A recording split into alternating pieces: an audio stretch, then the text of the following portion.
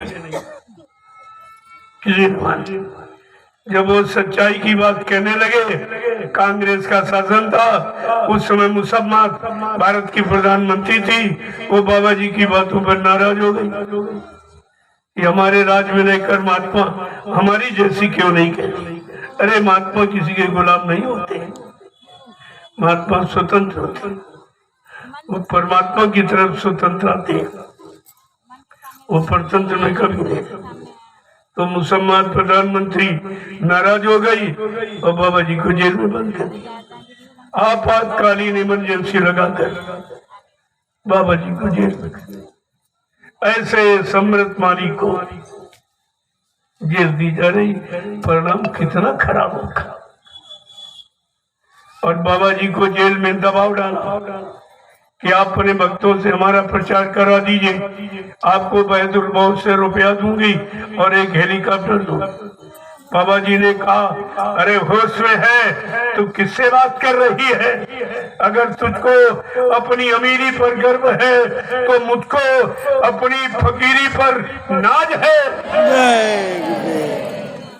तो इस जिस्म को कहीं बंद कर ले, लेकिन आत्मा वो मेरी है, वो मैं जहां चाहूंगा निकाल के ले जाऊंगा, तो कुछ नहीं कर सकते। ये फिर भी अंदरूनी राज उस मूर्ख के समझ में नहीं आया, ये क्या कह रहे। उसने बाबा जी को बेड़ी हथकड़ी बहरा दी, इतना कहने पर बेड़ी हथकड़ी बहरा दी और बीच में डंडा लगा दिया कि बाबा जी ने बैठ पाए न सो पाए लेट पाए। इतनी कड़ी सजा जो चोर डकैत कतली को दी जाती, वो सम्राट महापुरुष को दी जा रही। परिणाम कितना खराब होगा ये भूल गई मुसम्मत।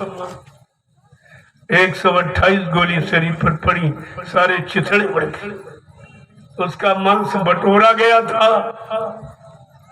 ये महात्माओं के साथ दुर्व्यवहार करने का ये परिणाम है। इमरजेंसी सब बता रही है, तो आपको समझना चाहिए सब, इस सब आपको ध्यान में रखना। क्या क्या नहीं किया महात्माओं के साथ, क्या क्या सजा नहीं दी इन लोगों ने। राज के लोभी और कुर्सी के भूखे, इन्होंने महात्माओं को क्या क्या सजा नहीं दी। ये तो आगे आने वाला इतिहास सब जानकारी देगा। ये तो सब आपके सामने हुआ। अभी इमरजेंसी 75 में लगी थी, 1975 इमरजेंसी लगा दी, तमाम महात्माओं को बंद कर दिया। क्या ये भारत के कानून के अनुसार है?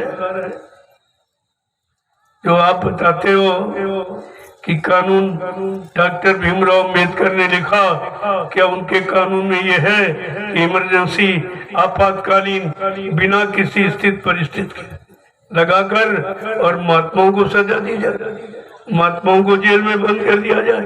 ये परिणाम कितना इसका बुरा हुआ कि उसके चिथड़े पड़ गए जिसने सजा दी। ये तो इतिहास आपके सामने है। महात्मा संतों को परेशान करने पर कुदरत क्या सजा देती है? उसके शरीर के चिथड़े। ये सब इतिहास आपके सामने है। और जिसने जिसने किया और सब वो इस समय परेशान है। कांग्रेस शासन ने बाबा जी को जेल में बंद किया, वो भी उत्तर प्रदेश सफाई हो गई एकदम साफ। इसके बाद और एक स्त्री का शासन आया, उसने मथुरा आश्रम पर कहा, बहुत आश्रम जगह बाबा जी के पास, इसमें चमड़ा उद्योग खुलवाएंगी। ये कहा तो उसका आज नाम निशान में कहीं नाम नहीं उसका। और जब ये लीला हुई अभी 18 में, तब इसने राज को छिपाया देखकर भी।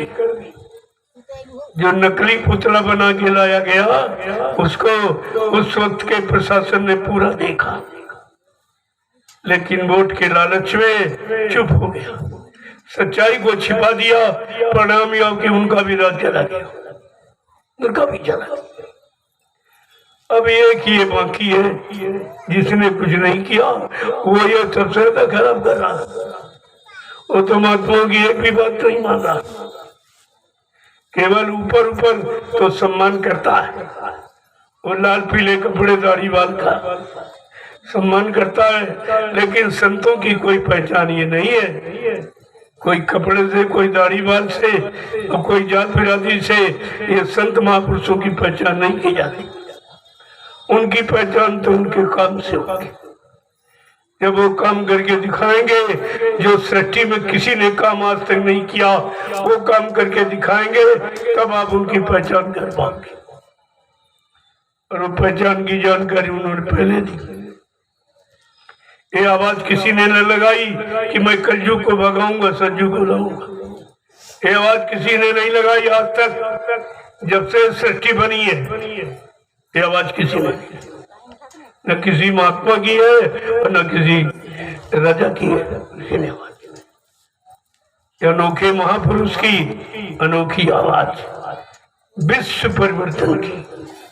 ये हिंदुस्तान के परिवर्तन की नहीं, विश्व परिवर्तन की आवाज है कि मैं कलयुग को लाऊंगा और कलयुग में सतयुग को लाऊंगा। कलयुग में कलयुग जाएगा और कलयुग में सतयुग आएगा। इसे कोई रोक नहीं पाएगा, रोक नहीं पाएगा। और यह किसी की समझ में नहीं आ रही। पहले कह दिया था, अरे भाई ये कलयुग का परिवर्तन मानव बुद्धि के परे है। न मानव सोच सकता, न मानव कर सकता, न मानव विश्वासी कर सकता। ऐसा परिवर्तन संत महापुरुष करके दिखाएंगे, जिसको हिंदुस्तानी नहीं सारा विश्व नतमस्तक करेगा।